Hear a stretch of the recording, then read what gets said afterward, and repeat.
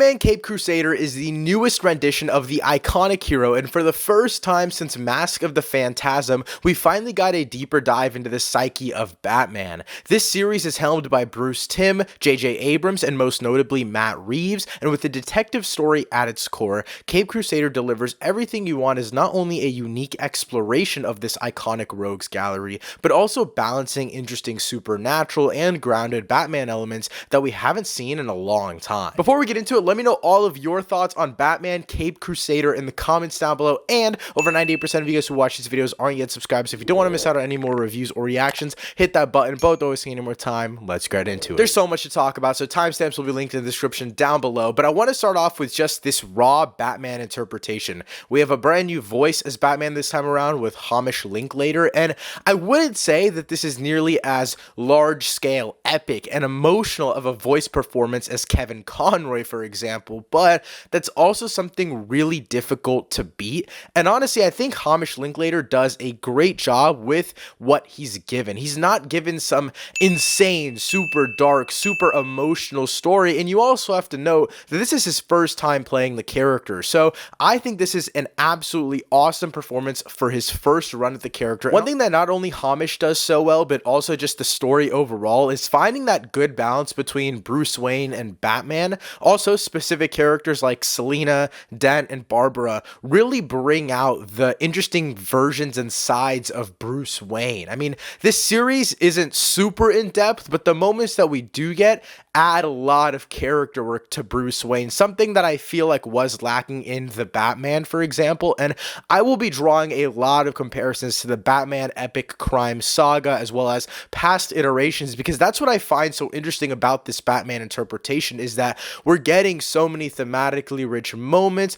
with Batman rather than just Bruce Wayne, and I feel like that, along with the exploration of the rogues gallery here, is something super unique to other Batman media we've gotten recently. Before getting more into this type of story, I do want to mention they make Bruce do therapy for one episode, and it's probably the best look that we've had into the psyche of Bruce/Batman since Mask of the Phantasm, which that is a pretty high bar. I won't say it goes over what Mask of the Phantasm does, but it's still pretty damn great for how surface level I truly feel like that contrast between Bruce and Batman has been in a lot of live action projects that we've gotten in modern day Batman stuff. And getting into the story itself, this truly is a detective story first, and I kind of figured that that was going to be the case going in because Matt Reeves was a massive part of the making of this series, and this and the Batman are probably the first Batman projects to so tonally go hand in hand ever. And again, I wouldn't expect anything less because Matt Reeves is behind it, and I do feel like he has a very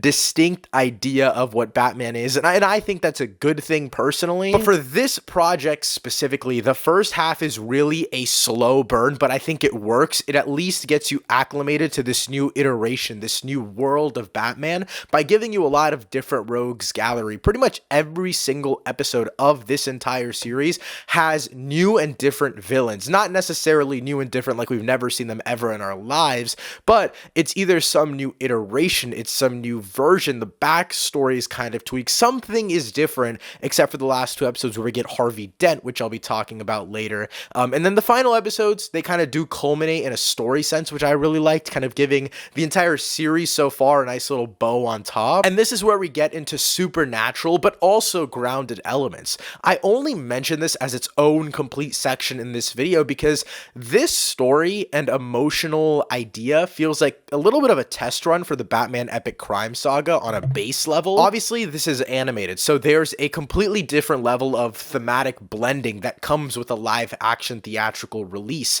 But I think on an emotional level and on a detective story level, the way that they balance all of these different villains, which I'll go into detail in just a second here, I think it works. There's some that are super out there, some that we've already seen, some that are completely unique to anything we've ever seen, and some of them are just basic classic hero iterations that we've already seen before. So there's a nice blend of everything, and I think they tie it together so well. But now to get to the villains, I can't talk in depth about every single one of them, but there's some that just require conversation.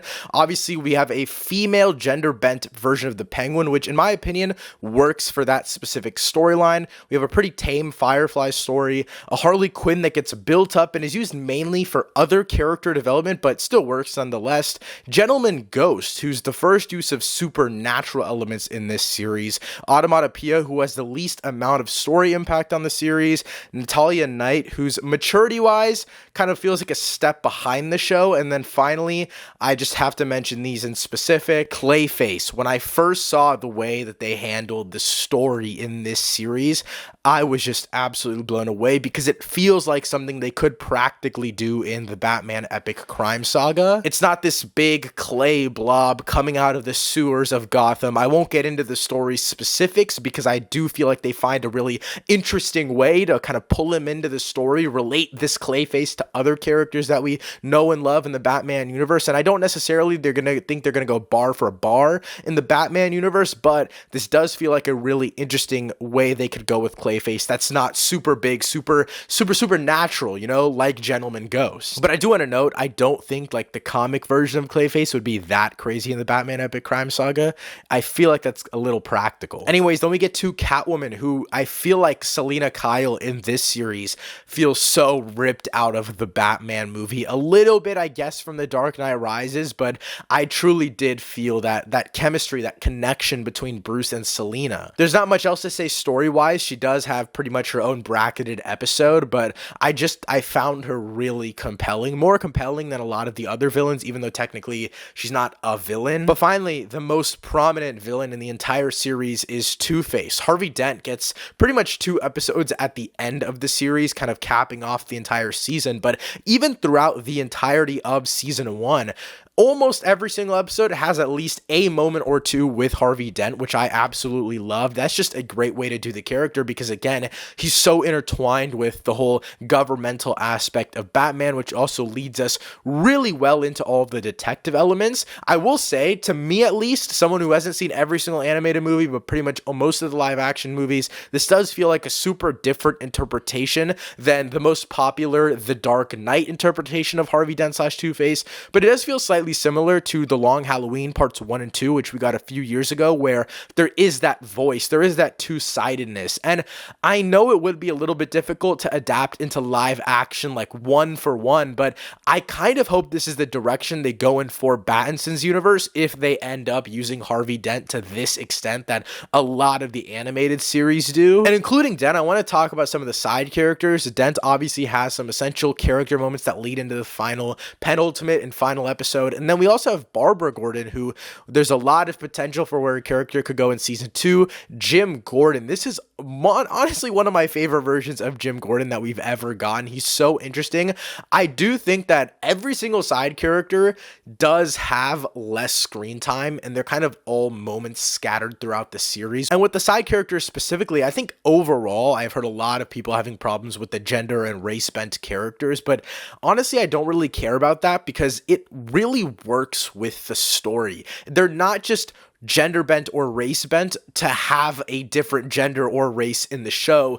They're pretty essential to every single one of the characters except for maybe 1 or 2 of them, which again, I just don't really care. It's not that big of a deal. But now to get into some of the technical elements, the animation of this series, this isn't something generational, but aside from the brutality which this feels unique to in comparison to other modern Batman projects, the animation itself does feel a little bit inconsistent. I genuinely do think Amazon Prime needs to lock in with these animation budgets because I understand it's a big risk. It's really difficult to put all your chips into some animated TV show, but even Invincible and Caped Crusader could benefit from having higher budgets to make their world feel more lived in. There really is little to no nightlife in this movie. The city feels so empty, and I get it, right? Like Batman is supposed to be there from, as they mentioned in the show, 10 p.m. to 4 a.m., but what worked so well about The Batman in my my opinion, is that the city felt so populated at night that you felt that threat of something happening and a lot of people paying for it. One thing I did like about, I guess, the technique of the animation, though, is the 2D and 3D mixture. They use 3D for a lot of cars, overall city shots, but 2D animation for most of the character work, and I think that works really well. It looks really great, and again, it just all seamlessly really blends together, makes everything more dynamic. And the final technical thing, the theme of this series is so awesome. Every single time Batman drops from a roof, the glass shatters or he's just gliding off a building and you hear that theme, absolute chills. The opening credits are also so awesome. They're on YouTube right now. I definitely recommend watching them. I watched them for pretty much 8 out of the 10 episodes. It was so awesome. So season 2 is confirmed to be in the works at Prime Video. This was included when HBO Max originally dropped the show, put it up for sale. Prime bought it out. It was set for 2 seasons, so we should be getting a season 2, and they set up a lot of general things for season 2. Now, if you don't want to know anything and you haven't seen any of the show so far, you can click the timestamp on the screen right now because that'll be when I stop talking about even semi-spoilers. But there were some characters we got kind of future hints to. Obviously, like I said before, Barbara Gordon. I definitely think she's going to be a completely different character next season. Jason was teased in the Natalia Circus episode, if I'm not mistaken, and I feel like that would be really interesting.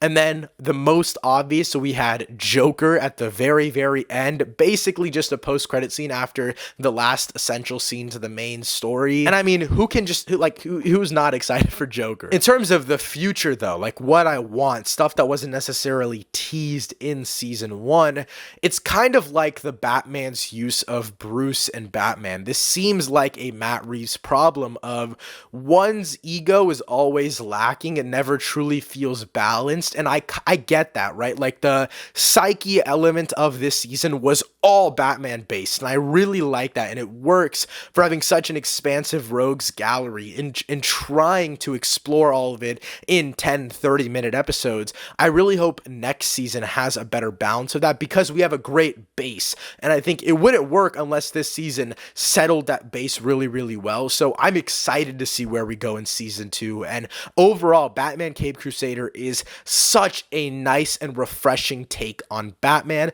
It uses the animation medium to its advantage and truly does feel like a setup or a tease or a kind of what's possible in Matt Reeves' The Batman universe. Overall, I really like this show so far. Again, let me know what you guys thought of it in the comments down below. Thank you guys so much for watching. I'll see you next time. Peace.